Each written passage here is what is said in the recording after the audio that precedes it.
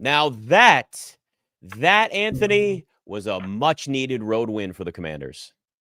Hail to the Commanders. Oh, God, he's singing. Hail Oh, no. victory. Oh, no. Oh, well. Probably time to go. Time to go. Oh, no.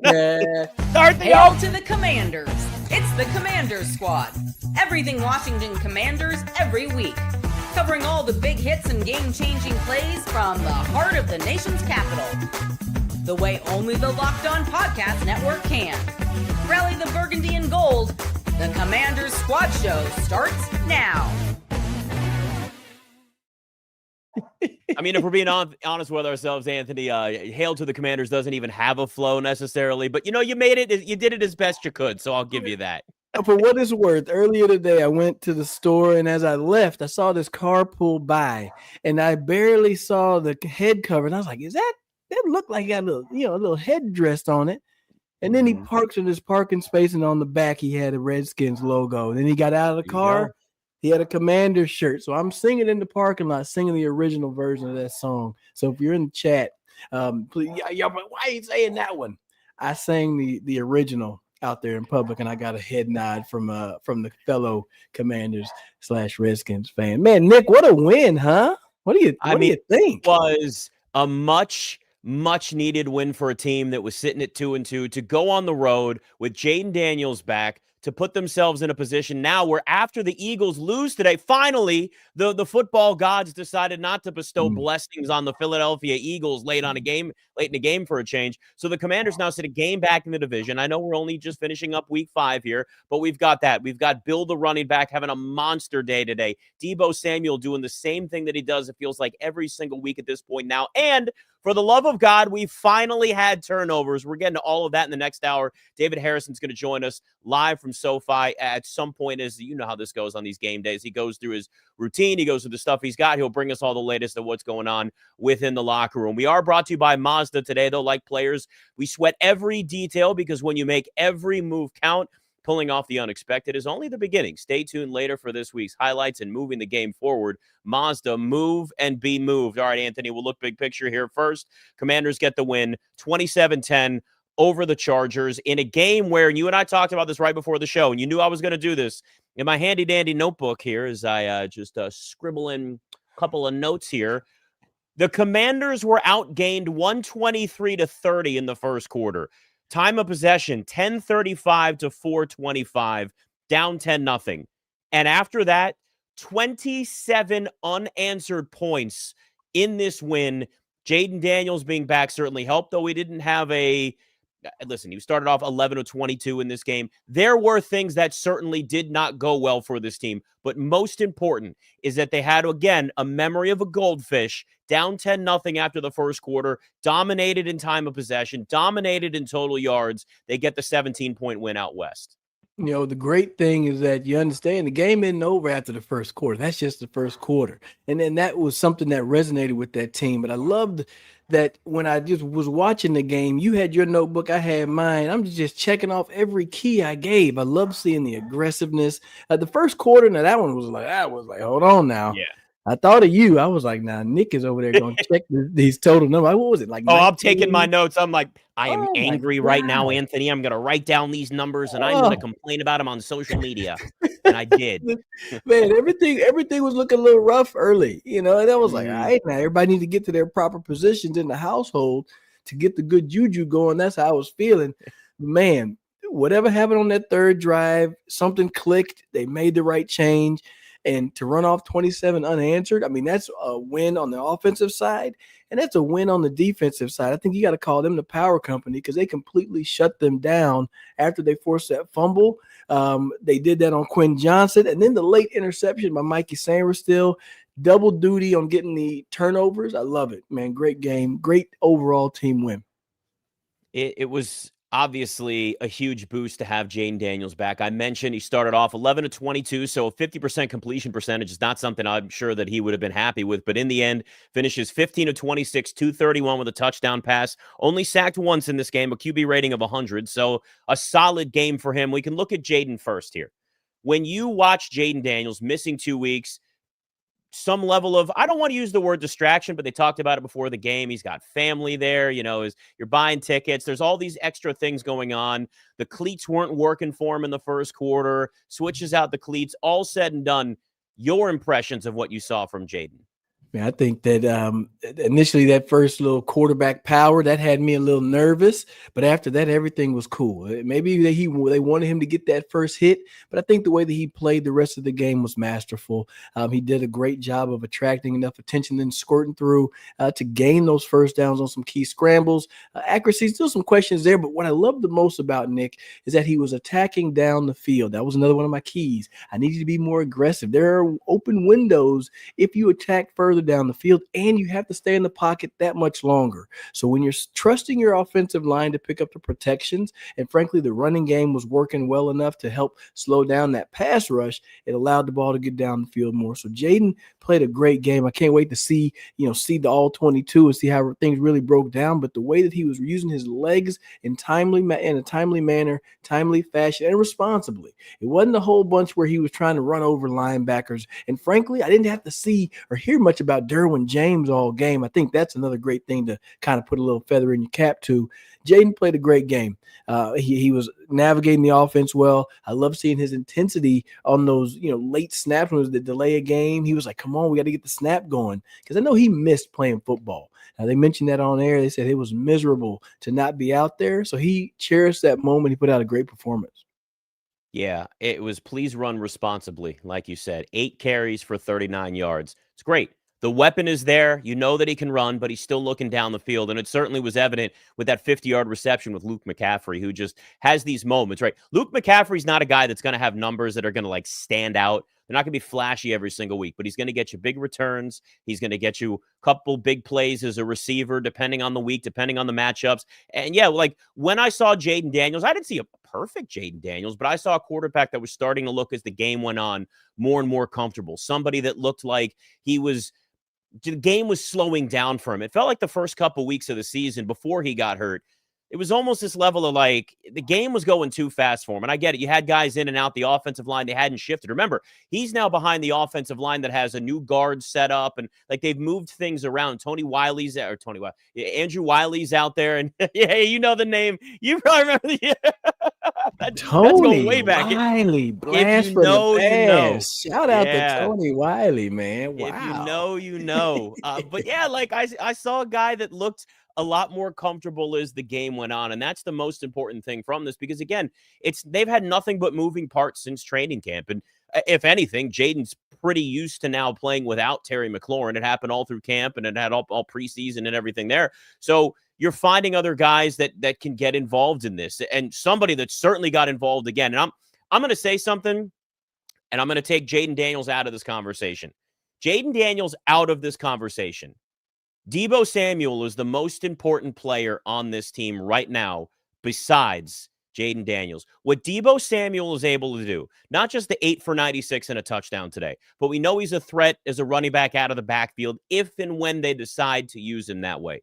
He's also a threat as a kick returner. We've watched big returns throughout the season. In fact, on the broadcast, they were talking about Washington having the best return group in the NFL right now. Debo Samuel is a massive part of that.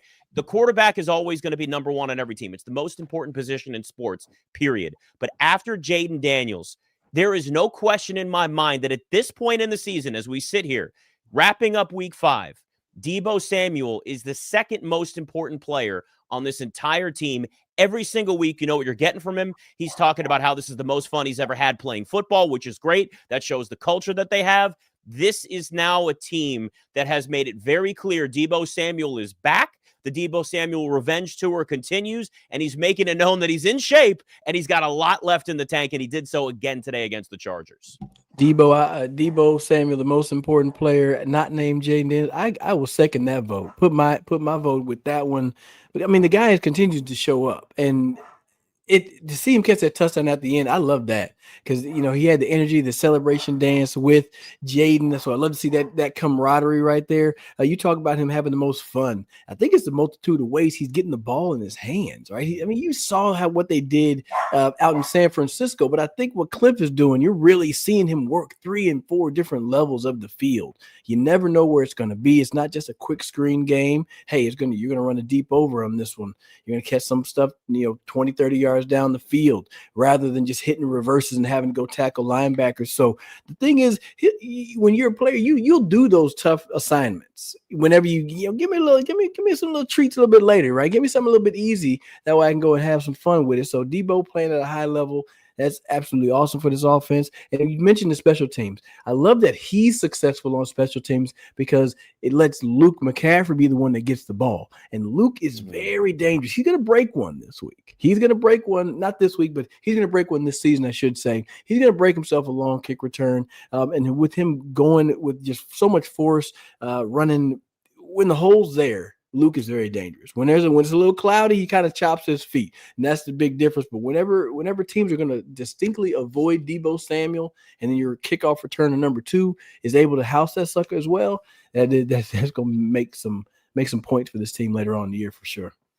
Yeah, there's no question. Like, you watch Luke McCaffrey, and you see these moments where you can tell he's a player that's grown. He's gotten more comfortable, but there's still stuff that, like you mentioned, that needs to be worked on to a point. And I think we'll certainly get there, but he is somebody that defenses have to watch as a receiver, and you have to respect as a return man too. So again, it puts him in a category where, I guess, the season goes on, he may be contributing even more in all of those areas.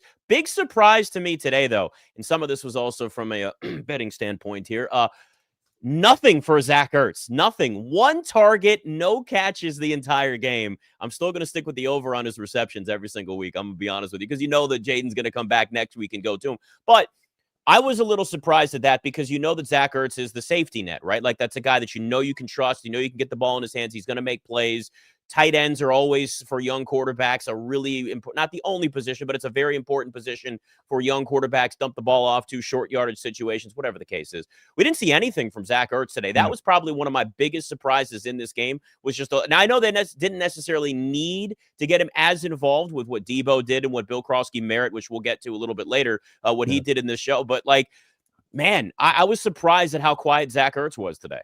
I wasn't. I'm not. And it's no shade against Zack Ertz. Yeah. Remember who I mentioned earlier who you didn't hear anything about all game long? Derwin James. When that's your matchup, you're probably not getting the rock. And I mean, Zach coming in there probably understood that, but then it's just as important that he is drawing that matchup and is letting other people get open, right? And be able to take advantage of their matchups as well. So whereas as frustrating as it is to not get passes thrown your way and not be able to, catch the ball, sometimes it's for the greater good of the team. Sometimes it's for the better and the betterment of the offense in some situations. So just imagine this. They're saying, okay, it's a big 3rd down. This guy loves going to Zack Ertz. We're going to put Derwin James over there, plus the linebacker, maybe putting his eyes on Zack Ertz as well. And then that leaves somebody else open. So those type of things happen out here. And I mean, whereas every game I would love to see, 6, 7, 8 catches for Zack Ertz and whatnot, I'd rather see W's for the team. I'd rather see some wins. And when you throw the ball around the field, the next opponent and the future opponents are going to sit there and say, well, we don't know who to lock into. We don't know who to lock into. You build the trust with your quarterback and those other targets. You get some trust with your play caller because now he's like, okay, cool. I can call these other things. The line can protect it. The quarterback can read it. We can run those routes. It starts to open up everybody's minds. And to me, it's not a bad thing. I love seeing other people get to eat, even if it's to the detriment of one player not getting as many receptions. I think if there's anybody that would be willing to accept that, especially at this point in his career, it's Zack Ertz, who's had a complete resurgence. But, there's going to be games where he is quiet. And you're right, the matchup certainly made sense in that it would be a quieter day for him. But it is because he's just so consistent getting 4, 5, 6 targets at least a game. You're surprised when he has one of those quiet days, even when the matchups are obviously there. But that's the good thing is we're starting to see now some other guys on this offense settle in, get comfortable, and more importantly, get the carries that maybe they needed before. Bill Krosky-Merritt and the day that he had, we look into that next, and what that doesn't just mean for next week, but the rest of the season as well. It's Commander's Squad.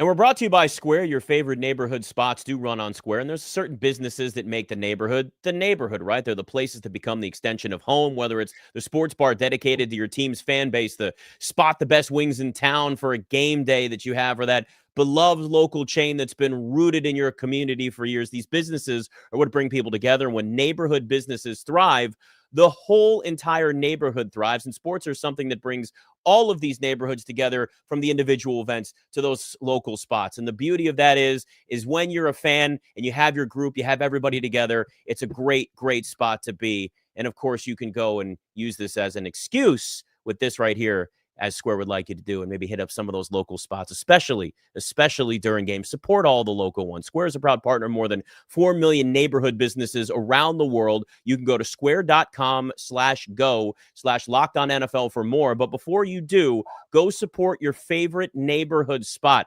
especially if they have wings. I got some great wings today from a local spot to me. Fantastic. You'll be happy you did. I was happy I did. Square, see you in the neighborhood.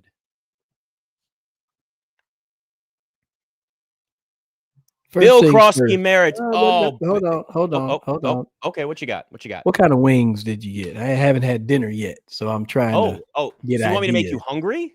Is that what you want? No. Anytime I'm hungry, man, I need to hear about the food. So what type of wings was it that you got? All right, so I was actually Thursday night, was talking with some people when we had the Game Day Garage show, which you can see every Thursday during Thursday Night Football on YouTube. Ding, ding, there's your plug. Thank you very much. We were talking about wings, and I just was like, you know what, this Sunday, since we got a later game too, I can get a little messy. I can get camera ready a little bit later. I'm going to get some wings. We got a local spot in my area. So I'm in the Annapolis area outside of D.C. People in the area know, about 30-something minutes outside of D.C. It's this place that is, and they're not paying, so I'm not throwing their name out there, but I'm going to tell you this. There's this place that has, it's hard to describe because I'm a Buffalo guy, but I'll mix it up. I can't do one flavor. I like multiple flavors. But I got some of those. And then I actually made some of my own as well, some smoked wings as well. And so I got serious today. Today was a serious day, and I knew we had the later games. I had a little more time on me.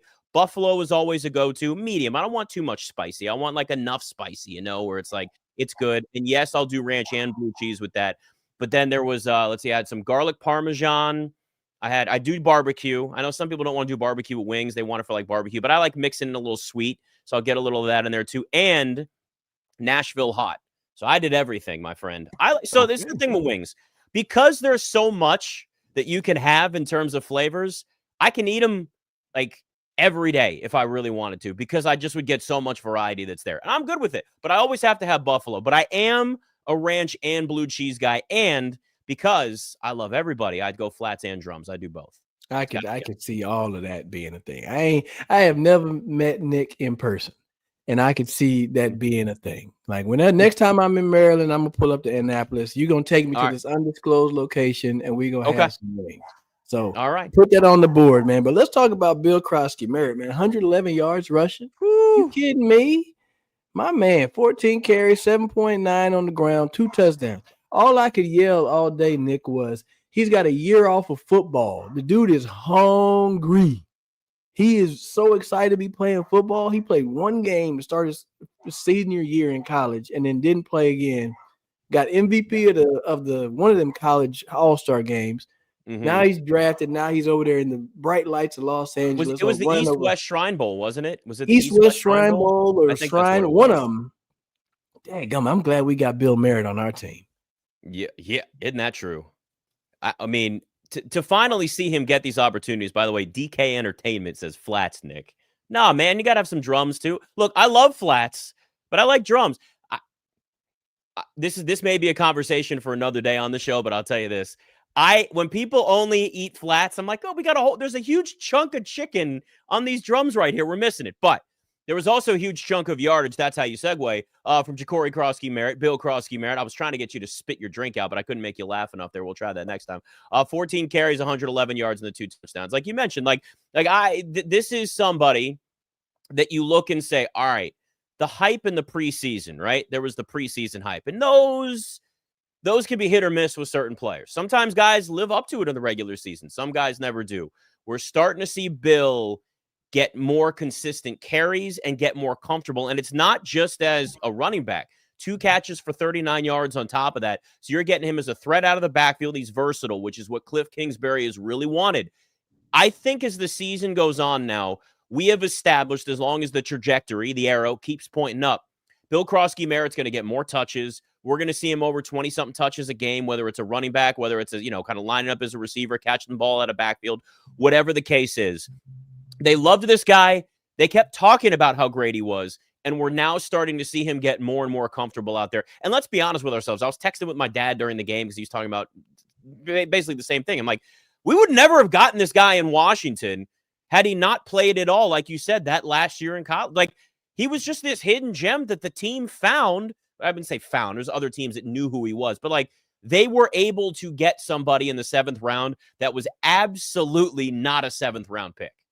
Man, look, as many times as y'all dump on the general manager, you're gonna have to go ahead and clap it up for this selection. And frankly, the guy you talked about earlier, Debo Samuel, that trade, those things right there. Okay, AP, you cooking a little bit. He put a little bit of Old Bay on top of that one. Like, he's kicking it up, right? These are something. Not everything's gonna hit, but when they're making these selections, you're seeing that they're fitting with how the offensive coordinator wants it to work, how the coaches see their players fitting on the field, and they're getting players that fit that. It's not just you're going out and getting the biggest name free agent. You're not just getting the best or the top receiver at the time. No, you're getting players that are meant to fill specific roles, do things a specific way. And frankly, when I look at Bill Merritt, I see a Debo Samuel, but in the backfield. I kind of can see, especially when he did that little quick screen, that little tunnel screen action. I was like, kind of giving some Debo vibes, right? Instead of having Debo have to take the carries out of the backfield, give those carries to Bill, and now you get a little bit more production because Bill seems to be a guy that just gets his rhythm going. He gets his momentum going the more that you let him touch the rock. And I love that he runs angry. I love that he runs with the fact of saying, I'm not about to get stopped by the first guy or the second guy. And then I'm still going to keep my legs moving, try to run through some tackles as well. So, man, he had a hell of a day. His ability to have the vision from being in the backfield and quickly jumping around the outside to the edge. He knows he can get. Man, he's talking about Bill on Capitol Hill. Look, there was a tweet. There's a tweet literally right here by NBC4 Sports. I'm about to retweet. It says, just a Bill on Capitol Hill. They put a picture of Bill Merritt up there on the stairs. There's an A1. That's a primo tweet right there, man. But so many ways they can go with this, the Commanders social media team. But Bill Merritt, man, that's a way to start it out. Now, next week, hey, you're going to have all eyes on you. But right now, we're going to enjoy this. We're going to celebrate this, man. 111, hell of a game by the young fella, man. I'm excited to see what he can do moving forward. You know what makes me sad is there's a lot of kids out there that have no idea what that reference, just a Bill on Capitol Hill, means. And that's a sad thing for me.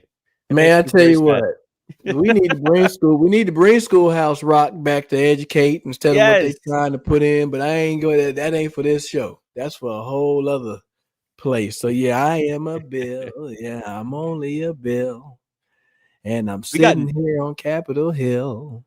2 songs from you. I could work with this. Come on, baby. Listen, I'll tell you this. You were certainly in a better mood when this team wins. I think everybody's in a better mood when this team wins. Yeah, but I want to go back to that comparison that you just made of Bill Krosky-Merritt as sort of like a young Debo Samuel.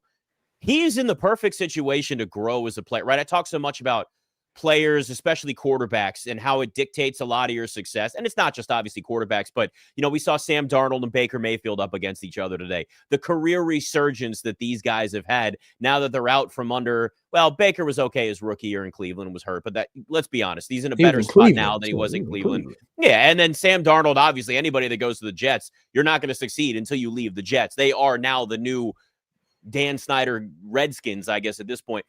But when you look at where Bill Krosky-Merritt is, yeah, you got drafted in the 7th round, but he's in a spot now where he's succeeding right away. So other than just the check, which you'd like it to be more, getting drafted earlier, he's in a spot where he's getting the opportunity. We mentioned the 14 carries, 111 yards, 2 touchdowns, but also the ability to watch and learn and see what Debo Samuel does as a player. Because as the NFL continues to be more and more of a pass-happy league, My theory has always been like the NBA has had a resurgence in bigs, but they've evolved, right? Nikola Jokic, Victor Wembanyama, these guys just play differently than Patrick Ewing or Hakeem Olajuwon and Shaq in the 90s. Like that, the big is evolved. The running back is evolving in the NFL now too, where you've got to be a pass catcher. You've got to be multifaceted. You've got to be versatile. And Bill Krosky-Merritt's got the opportunity to be that type of running back. Now, I'm not saying he's going to turn into Bijan Robinson or Jahmyr Gibbs, but what I am saying is he's got the skill set to at least strive to be like those guys. And there's nobody better for him to learn from that's right there than just watch and observe and pick the brain of Debo Samuel.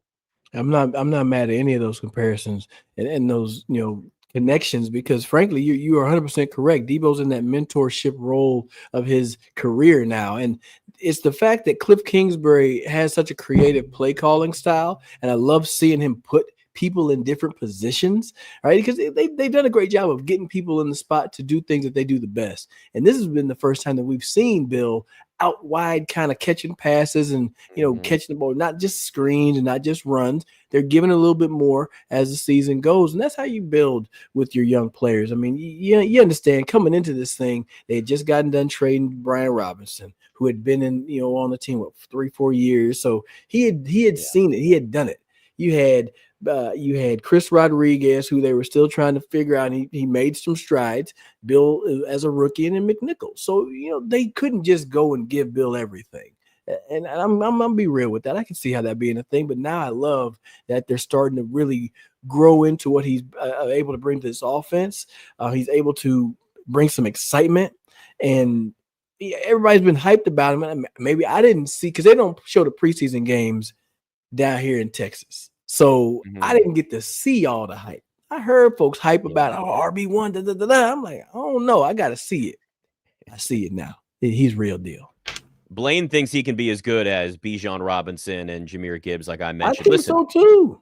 Drive for it. They're certain. Listen, it's not like we haven't seen running backs as their rookie season goes on, those guys elevating to a level that, maybe some people didn't see. So I would love to see it. I'm not ready to put him in that category yet, but what I am saying is he's got the skill set to potentially get to that level, whether it's later on this season, whether it's this was the game that kind of springboards him into that conversation as things go on. Whatever the case is, he's on the right track. And that's ultimately what matters, because what have we been saying for so long about this team?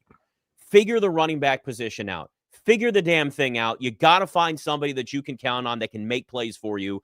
Bill Krosky-Merritt is showing that he is now that guy. And by the way, there was nothing from Chris Rodriguez in this game until late. The 5 carries for 7 yards came in garbage time at that point. So, you're looking at somebody now that earned the right to have those 14 carries, have those 2 receptions. I mean, the potential is all there. The package is all there. But now it's also key for this coaching staff to continue to work with him and put him in a position to succeed, because we're starting to see those flashes.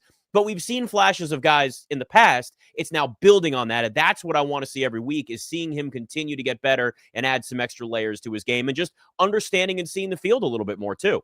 Yeah, I think a lot of that just is really just coming down to that trust that we mentioned, and having the coaches really just go all in on that. And it's not saying that Rodriguez is not a good player. He brings some value, but he doesn't have he doesn't necessarily have some of those same abilities that Bill brings. Like, you weren't going to see Chris Rodriguez split out to catch that little tunnel screen on the move to go out there, and that you wouldn't have that. And so whenever you're able to take one person and then line them up out here and then motion and then keep them on the field as many times as possible, especially with this no huddle offense, I think we've talked about it before. Like, when certain player comes in, you're like, oh, it's a run.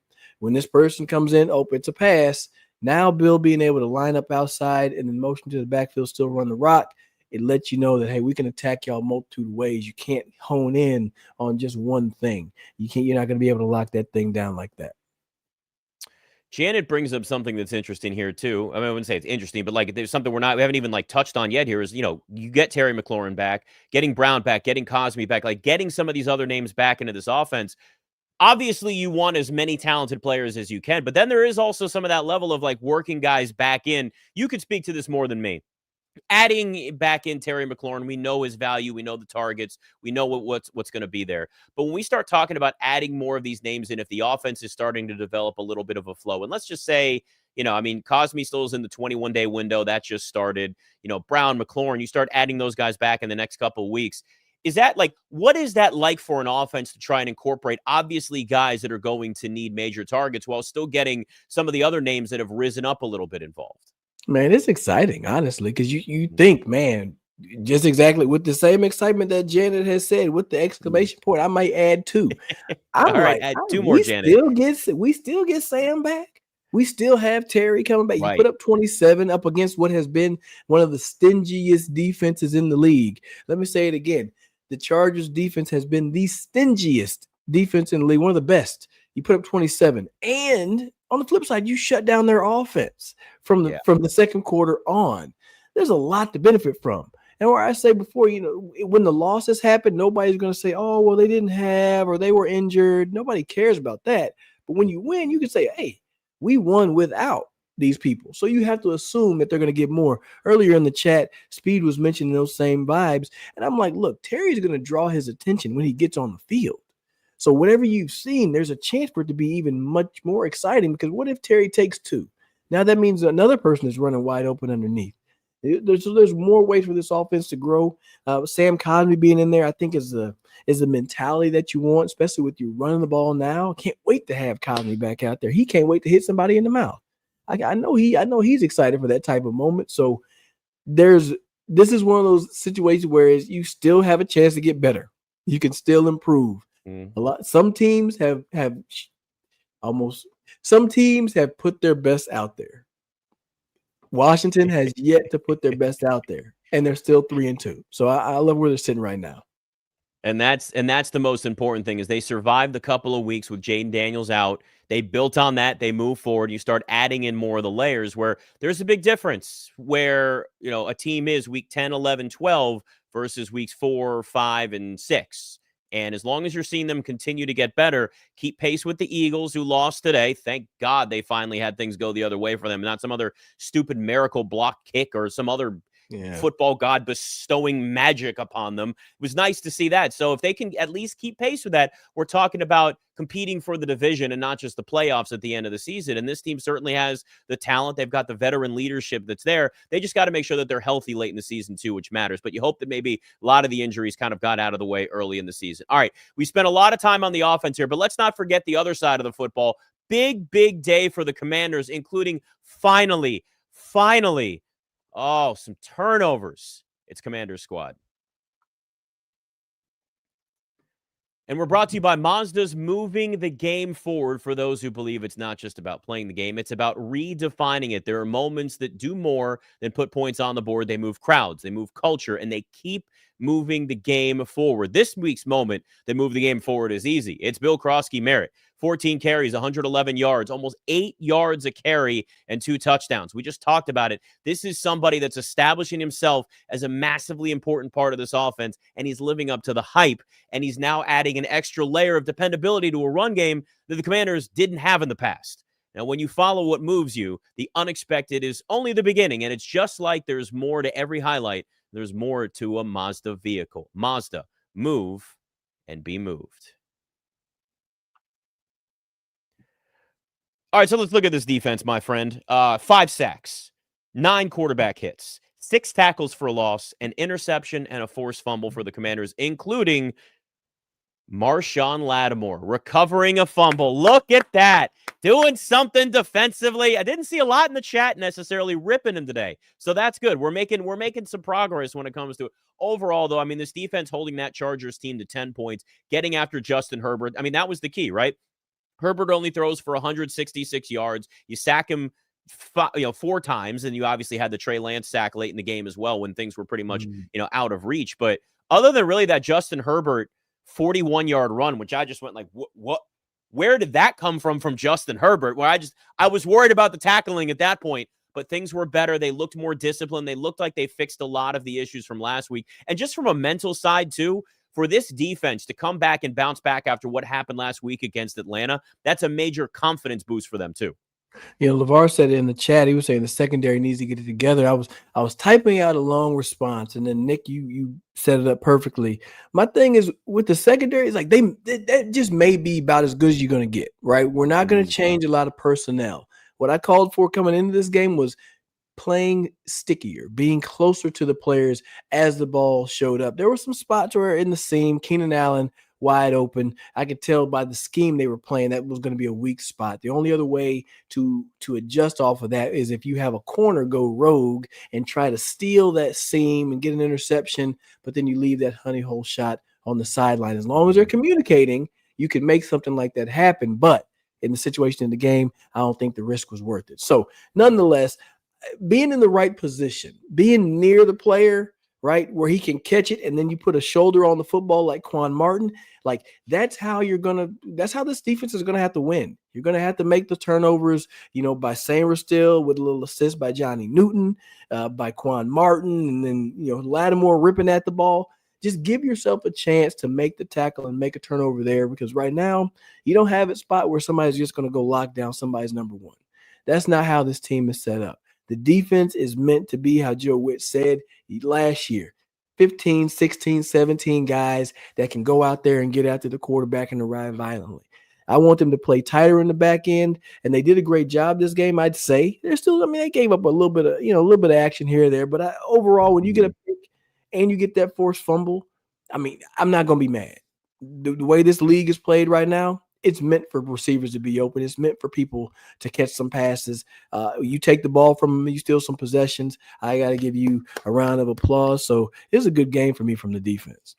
It was a massive bounce back, and to be able to do this on the road too, I think that makes that much more of a difference. But it's just, you look at the veterans that are on this team, and I get there's all the conversation about them being the oldest team in the NFL, and a lot of it is what you see on defense. But if these guys are able to be rotated through and have the right amount of just a snap count that works for them as the season goes on, where you have fresh legs and guys are like, if that's what it takes and this thing works for this year, then that's all you need. Because the one thing that does help late in the season with a more veteran-laden team is that you're sitting around with guys that have been there before. They know what it's like. They also know what it's like to have a bad game and say, okay, that's last week. Mind of a goldfish again. That was 8 seconds ago, 9 seconds ago, whatever the hell the number is for a goldfish. Which, by the way, how do they know how long a goldfish's memory is? Have we asked any goldfish? I've never understood that, but it is what it is. Ted Lasso told us about that. We've heard it. It's a mind of a goldfish, and that's clearly what Bobby Wagner and this defense had. Though I would say we'd like a little bit more from Frankie Luvu.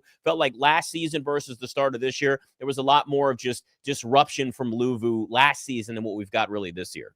And people are expecting Frankie Luvu. Last year, he jumped onto the scene, and they mentioned, he was getting running backs last year, and he plays with his hair on fire, and a lot of running backs aren't ready for that type of intensity. But then when you're going up against folks who block folks for a living, like linemen and things of that nature, and they're accounting for him in that sense, and what Joe Witt said, I think, a week or two ago, hey, they're treating him as a big. And what that means is when they go up to the line of scrimmage, the quarterback is saying, hey, Mike is 5'4", whatever. Mike is 4. They're going to call out 4. They're going to put 4 down linemen, all 5 down linemen on these people, right? The 4 bigs plus Frankie Luvu.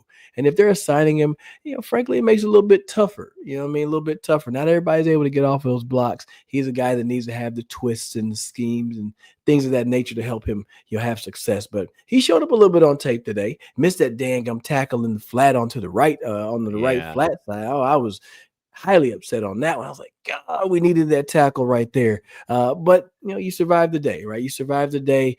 Frankie's going to make some plays for this team later on in the year. It's not as been at the clip that we were expecting, but he's still out there. He's still running around and bringing the energy that you're looking for. Yeah, Sam Brazil had that interception at the goal line in the fourth quarter, which was massive for this team. Had the open field tackle on Justin Herbert, which was just like, okay, Justin Herbert suddenly now running like he's Jayden Daniels. So that was they looked like a team that obviously spent a lot of time working on what went wrong the week before. Now, again, like this is the defense you have. You can rotate guys in certain positions a little bit more, change some packages, do a few things, but like reality, this is generally what this team is going to look like. So to watch them at least progress forward as opposed to continuing to think about last week or look similar to where they were last week, that would be the bigger problem. So it tells you at least like kind of around what the ceiling is for this defense, is that they've got the potential to shut down offenses where, Keenan Allen had 9 targets in this game. He only had 5 receptions for 58 yards, right? Like, Justin Herbert was held to 166 yards passing. Quentin Johnson, who's kind of had this rebirth a little bit there under this coaching staff, only 4 catch. Like, you didn't see any big offensive output from anybody. This wasn't a Bijan Robinson. Again, Bijan Robinson might be, I mean, he's top 5 player maybe in the NFL at this point, and he was all over the field last week. They manipulated this defense. The Chargers weren't able to do that, and we've watched the way this team starting off 3-0, where the Chargers were. So, you know, I watch this Chargers team and say, there's a lot of talent offensively for them. There's some smart coaches over there, and this defense was able to counter that and hold them to 10 points. I looked at early in the game, they had about 10 people along the line of scrimmage.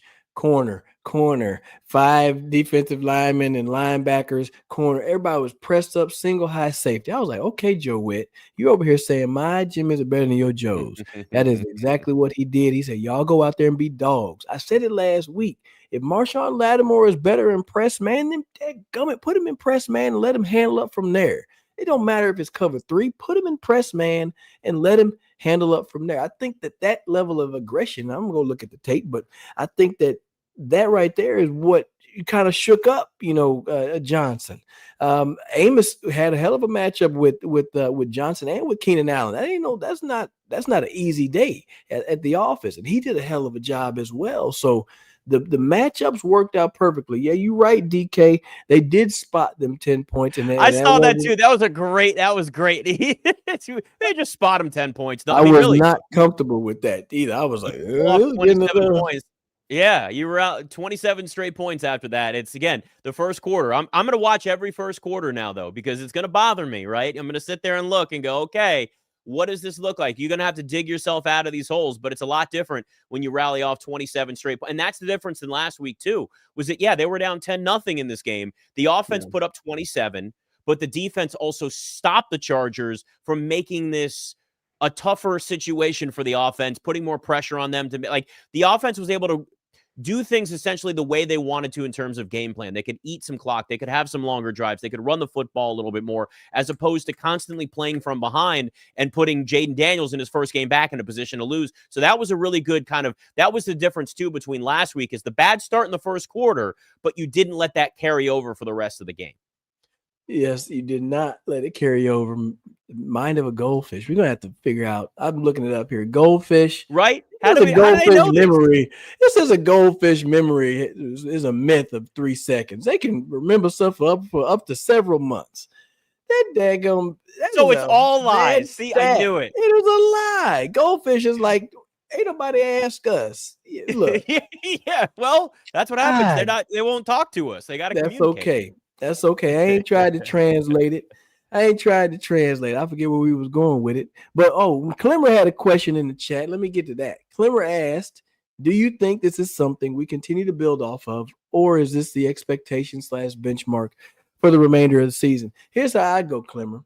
Number one, yes, you can always improve, because that's the way this league goes. Because when you put something on tape, they still going to go back and see if you fixed the stuff from weeks 2, 3, and 4. That stuff is going to come back. So you still have to, you still have to perform. You still have to find ways to improve, because you continue to put stuff on tape. Is this the expectation? Absolutely. You show me that you can shut a team down like Justin Herbert and the rest of that offense after the first quarter that was put up. Yes, this is the expectation. But I also know, hey, you're going to still give up some points here and there. But I know what they can do. All right, we know that they have this ability to stop a team, even if they give up and spot them 10 points. It lets me know that the offense has the ability to unlock, 27 points and do some things creatively that looks completely different than what they've done all year long. The running game, yeah, that was common, but the way they were getting other people involved, seeing Debo at the X receiver rather than the Z receiver was something that was different early that I noticed, and I think that it was probably a change up for the Chargers as well. So do I expect them to grow from this? Yes. I do think there's more iterations, because like we mentioned earlier, you don't have Terry. We always talk about not having Noah, but he's going to still bring something to the table. But you have some other players that are substantial to the offense and substantial to the defense that can get back out there. So yes, I think you can grow. I think there's still more to build off of. How much more? Who knows? Time will tell, but I do think you can still improve on offense. All right. There was a spot in this game that may have changed the momentum for the rest of the way through. What that moment was and what they can take away from this moving forward the rest of the way. It's Commanders Squad. And, of course, the NFL season is now 5 weeks in. I don't want to be that guy, but I'm going to say it. I can't believe it's already week 5 in the NFL. FanDuel's got an offer you don't want to miss. New customers can bet just $5 and get $300 in bonus bets if you win. That's right. You just get one bet. That's it. You put down $5, which is literally the cost of a cup of coffee at this point now at any place other than your own home. And if that bet hits, you're going to unlock $300 in bonus bets to use across the entire app. FanDuel gives you so many ways to play. They're giving you live odds boost in the middle of a game. I had 1 or 2 of those. I'm not going to lie to you. I did bet a live Keenan Allen touchdown. I thought he was going to go off in this game, and it didn't hit, but it's okay. It was a big 100% boost. 100%. They'll give you those things if you jump on FanDuel now and just bet $5. $300 with live bets. That's a huge. There's so many opportunities there. So what are you waiting for? Visit FanDuel.com to download the FanDuel app today, and that's how you get started.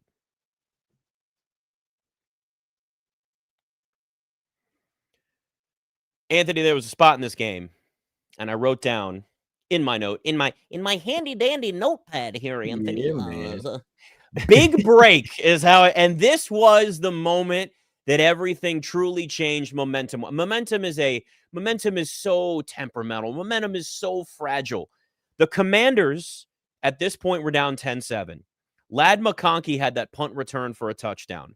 The roughing the kicker, that was a 15-yard penalty that led to a first down for Washington that then led to the 50-yard Luke McCaffrey reception that got them in field goal range. They hit the field goal. That game is 10-10, and they rally off still 17 more points after that. If Ladd McConkey's touchdown had stood, at that point, you're looking at 16 extra points, 17 on top of that, 17-7.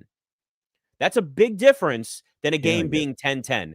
That was a massive momentum shift, and it was the right call. It was the right penalty. Sometimes the betting gods, right? Sometimes the football gods. The betting gods, different thing. Thank you, FanDuel, and those betting gods. But sometimes the football gods bestow magic upon you, and that moment right there changed the trajectory of this entire game for the Commanders. Man, I tell you what, I had to commend Tress Way. I didn't know what happened. Right. I just look up and he was on the ground writhing in pain. And I was like, well, what happened? And it was a pump block and he rolled into it. Wasn't a pump block, but it was a roughing the punt. Love it that he was in LA putting on an academy performance. Yes, he got hit in the leg. He was like LeBron, right? He had Peter Griffin down, get the wheelchair, and then he got jumped over later. So he sold it long enough. I didn't realize that the punt return happened. I just saw the penalty. I was like, okay, good. But yes, man, good teams will avoid the shooting themselves in the foot. Right now you have stuff like this. I mean, I was just screaming in my head. I could hear Danny Smith. You never leave your feet. You never leave your feet. You never leave your feet when you're going to block a punt. You're just supposed to run through that thing. Put your hands out there and run through it. If you get to it, great. If not, hey, we live to have another day. So thankful for that young fellow to make that mistake. It worked out in our favor. And shout out to Luke. Tried to tell y'all there's a little something out there where it's like, he ain't gonna run by me, especially what was it, Dante Jackson, one of the fastest cornerbacks coming into the league. So I know he was thinking I can run with him. Man, Luke put them afterburners on. That was a hell of a catch. The concentration, putting his hand underneath there, grabbing it while being collided by the defender. That was an ad for Adidas, essentially, because that was a great play and it was needed. Like that was something that you needed. And it's something that you're going to know that teams are going to be aware of moving forward. That's not been on tape. That's the thing that I think, it goes unnoticed, is that we haven't thrown the ball deep like that. We haven't just went off and just taken a shot. Now they created the matchup. They got a guy in that position to do it, and they took that shot. So I love it. Was Danny Smith chewing a giant wad of gum when he said that too? Always, man. He had the whole bucket. He'd have a bucket of double bubble in his office. Man. And my first got to Washington, the player personnel guy, he says, hey, go talk to the special teams coach. Let him know that you're willing to do anything to be on the team. You hold kicks, you do whatever. I was like, cool, I'll go in there. And he had the biggest bucket of double bubble I have never seen It was industrial size. It was not Costco. It wasn't Sam's. It was industrial. And I need some help. He chewing the gum. I need some help. That's what he said all the time. I need some help. Me chewing the gum. I say, Coach, hey man, I'm Anthony. Nice to meet you. Anything you need, Coach. Put me return a punt, kick return, cover kick. I got you. And then it worked out well for me, man. I even got a couple pieces of gum too. That double bubble don't last but 5 seconds. Yeah, it's true. There's not much flavor to it. It didn't last about that long, man. Yeah, that's why you got to have the industrial size bucket, right? He had a whole pocket full. I used to put him in my pocket at practice too, just in case, man. All right, David Harrison jumps on with us now, live from SoFi. I guess at this point now, it's a pretty simple lead into you. I'm assuming the locker room mood was a lot better this time than last week. Oh yeah, a little bit. Yeah, a little bit better. The SoFi mood is not better though. You may tell. I'm here in the luxurious press box. This is the best scenery I could find for us is the television screens that say SoFi Stadium on the background, because apparently when the team you cover beats the Chargers, they don't want to let people on the field. So no sour grapes at all in Charger land. No, they need to let it go, man. I'm surprised they left the power on for you. I mean, and not for nothing, but I don't know which words I can say on here. So my fat self is not someone who just beat your team on the field. Like, I'm upstairs eating bratwurst and Parmesan wings. Bro, what you mad at me for? Ooh, that sounds good. You got. Hey, the SoFi press box is legit. The SoFi press box is legit. It's not Jerry's world. I was about to say. I was gonna say, if you got to compare it to Jerry's, so folks in the chat, there's one thing Jerry Jones gonna do. Jerry Jones gonna feed you. Oh, yeah. Jerry Jones is gonna take care of you. Jerry Jones is gonna have some good hospitality. They have one of the best spreads of food in the press box, sweets, you name it. So David, yeah, you say SoFi is like number 2 it's to good. that, or? I would say SoFi. Without getting too deep into it, for me, I think SoFi is probably like top 5. Raymond James Stadium is definitely number 2 for me. But yeah, AT&T is number 1, and I'm looking forward to the new RFK taking over, because these owners are competitive, and I know Josh Harris is going to want to outdo the Cowboys in everything. Man, B-Town asked if you think the new stadium will look like SoFi. I had somebody else ask me that too the other day. So I think it's going to look like SoFi in the sense that it's going to be an in-ground stadium, right? So for those who've never been to SoFi, when you walk into SoFi Stadium, you actually walk in on the 5th floor, the 5th level of the stadium. You're not walking into the 1st level of the stadium, and most stadiums you're walking into the 1st level, right? Because SoFi Stadium is actually built in ground, and so you don't see it the skyline. Like, depending on which way you're coming to the stadium, this is my 2nd time here, so not like a local expert or nothing, but I've been here a couple times. Depending on which direction you come to the stadium, you actually won't even see it until you turn into like the parking lot, and you're like, oh, there's SoFi Stadium suddenly just right in front of me. And they did that on purpose. They didn't want it to break the skyline and kind of the California sunsets and all that stuff. So I think because of the monument law, the seating area cannot be taller than the Washington Monument in DC. And so you're going to have seats that are like at the limit, but then the rest of the seats will be lower. So some of the seats are actually going to be like in the ground. But from my understanding, the dome has been there's a waiver. The dome is allowed to be higher than the Washington Monument. Just the seating cannot be higher than the Washington Monument. So in that sense, yes, I really hope. And you know what? There are people in the organization that listen to our shows, guys. So whoever you are listening to this one, please, please, please learn from SoFi, because this stadium is the worst laid out stadium that I've ever been to. You got to walk like a mile to get from the press box to either locker room. And then from the locker room to the field is like a mile. The parking lot to the stadium is like a mile. Like, please just learn from that, because I've been to state like Lambeau is better laid out than this stadium. That shouldn't be a thing, right? So anyway, these are first world problems I'm complaining about. Yeah. But you can help them with the construction. I think this is good. They can hire you as a consultant, and they don't got to hire me. You ain't got to pay me. Parmesan wings. That's what you pay me in Parmesan wings, and I'll we were talking about wings earlier. Yeah, I had Parmesan wings earlier today. So there you go. Look at this. We weren't even communicating our meals, and we all had the same. Well, I don't know if Anthony did, but you and I did at least. Across the country. There'll be the few times we tell Anthony Armstrong, you got to catch up with us, bro. You gotta catch up. Man, Yeah, look, right. I was on the smoker today. Though. I smoked some chicken. Okay. I smoked some chicken. All right. Okay. Actually, it was yesterday. Either way, and some Man, blends ribs together. too, man. I was cooking a little bit, man. I was There you go. cooking a little bit. So I don't know. We got to talk about that game though. Power outage out Oh, there. football. Yeah, Yeah. football happened. The Chargers ran out of electricity. Yeah.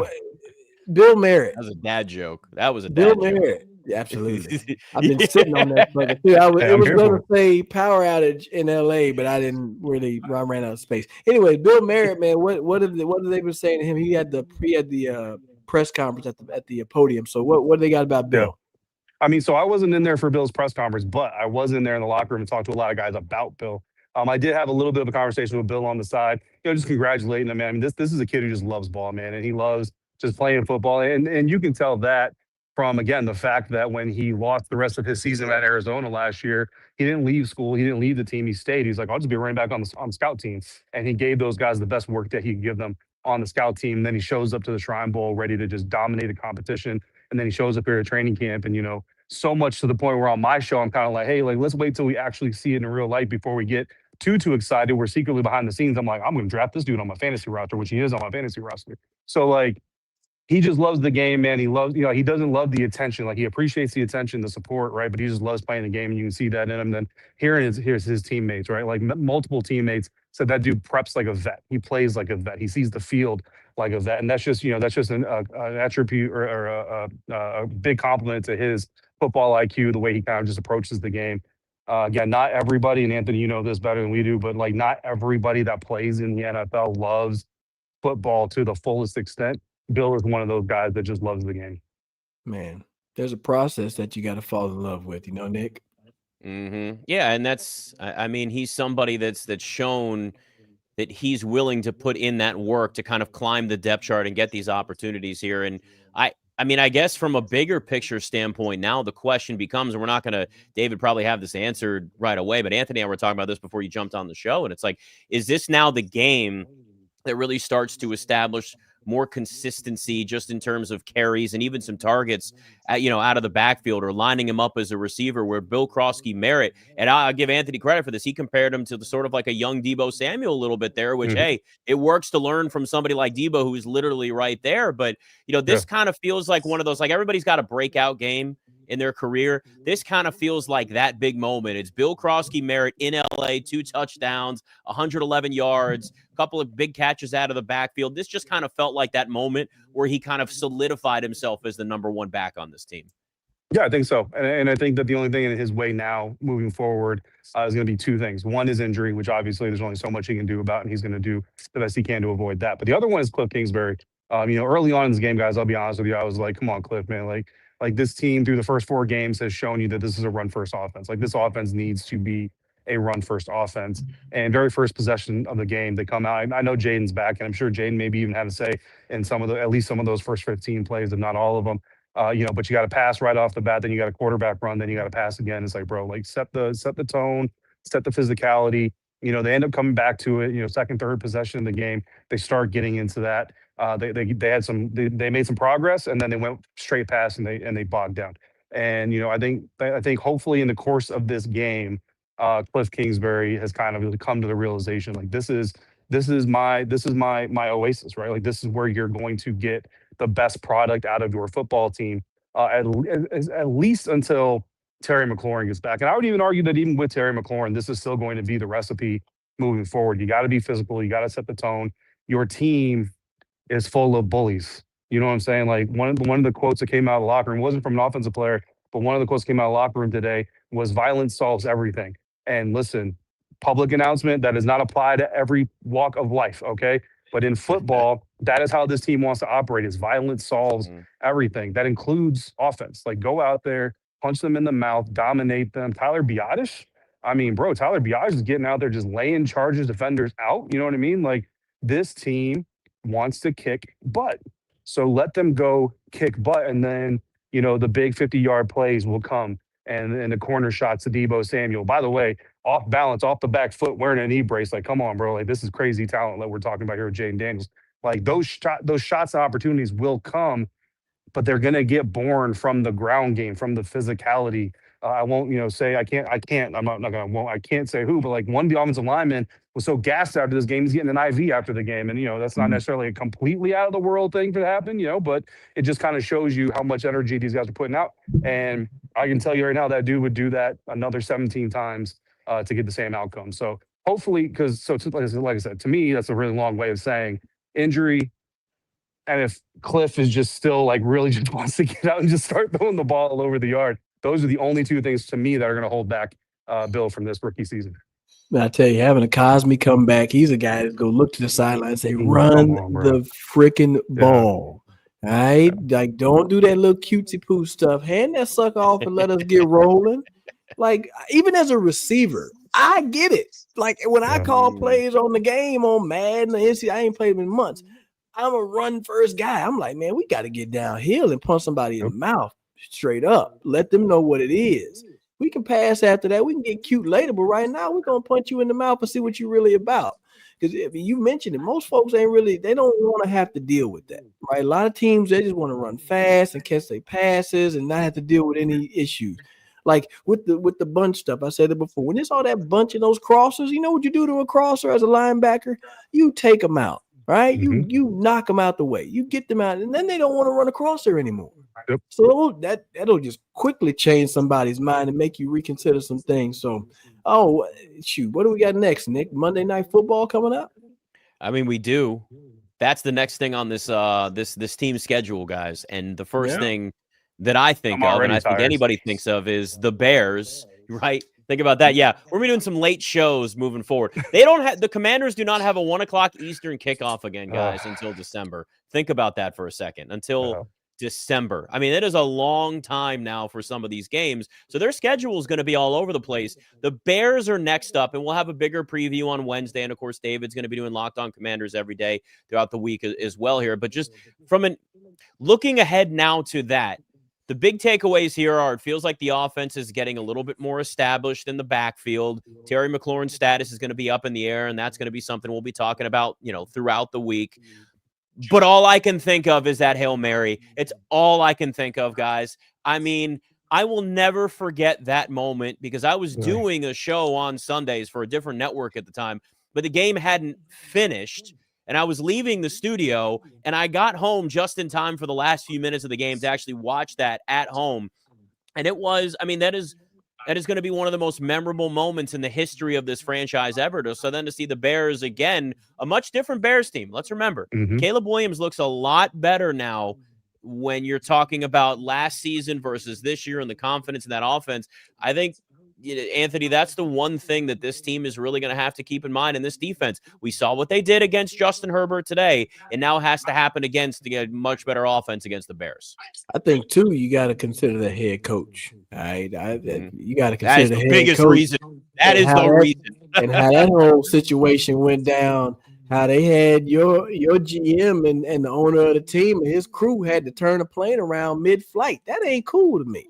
You know what I mean? That's not cool to me. So I don't know if that matriculates it the way that you say people listen to this. I'm starting to feel this way, David. I'm like, somebody's tuning in because a lot of we say some good stuff and it ends up happening.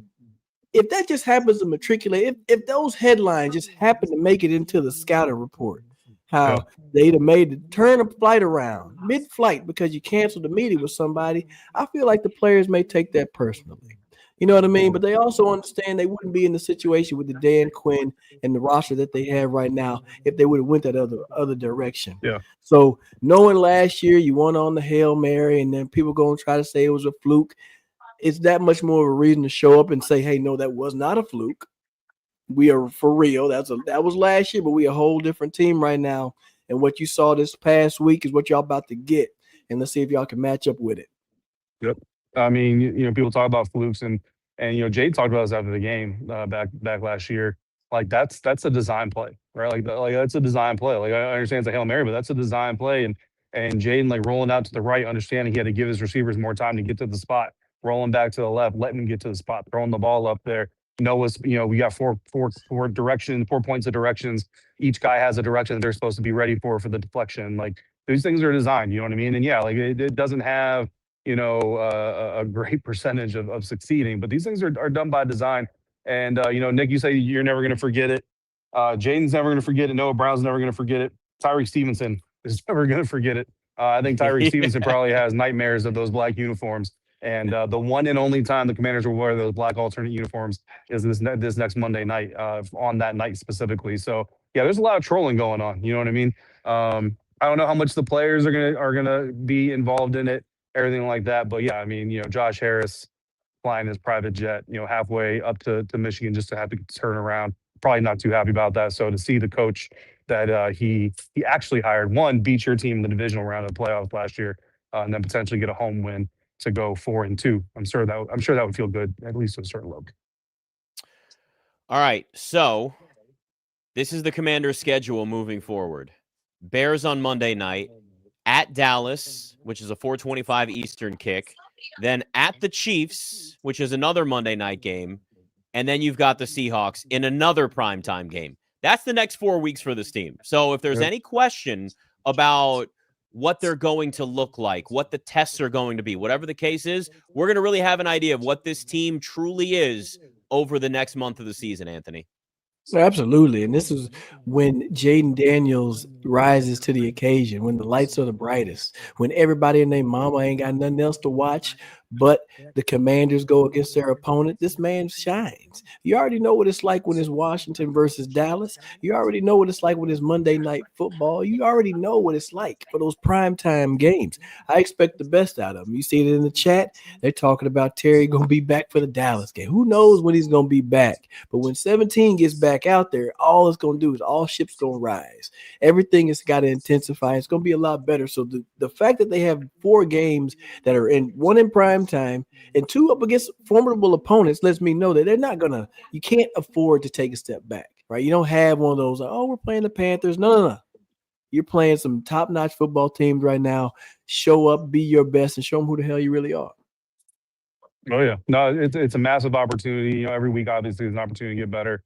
I think you see some of these silver linings starting to come out. Guys like Luke McCaffrey, doing things that a lot of people wanted to see him do last year, but now he's doing them this year. And right now he's doing them. I mean, look, he's out there. He's the X receiver, right? Like he's the X drawing like the toughest matchup in the secondary a lot of times. So hopefully this experience and what he's doing right now, when he becomes that number 3 receiver, when he does all those things, is going to really just help him even more. And then again, like you just mentioned, like that stuff's not on tape. Like people aren't game planning against number 11 right now. But I'll tell you right now, if you're the Chicago Bears and you just saw Luke McCaffrey catch a touchdown in week 3, a touchdown in week 4, and a 50-yarder to spark this offense in week 5, I'm not saying you got a game plan against him and like to the fullest extent, but you better know where he is, because I'll tell you what, 2 McCaffreys won games in SoFi Stadium this weekend, and neither of them play for the city of Los Angeles. So if you sleep on him, he's gonna bite you.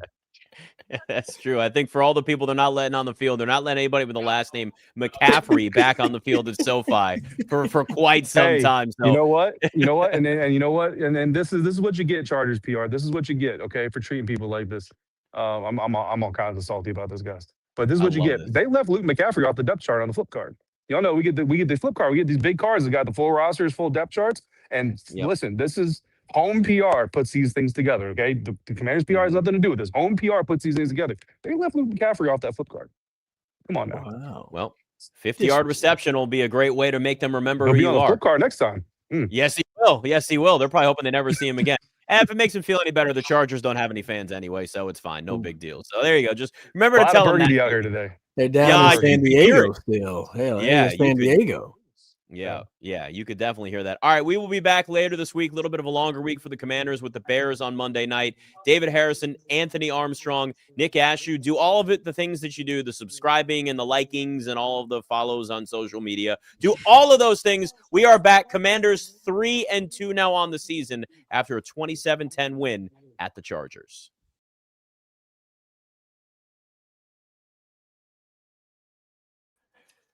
Baby, good show.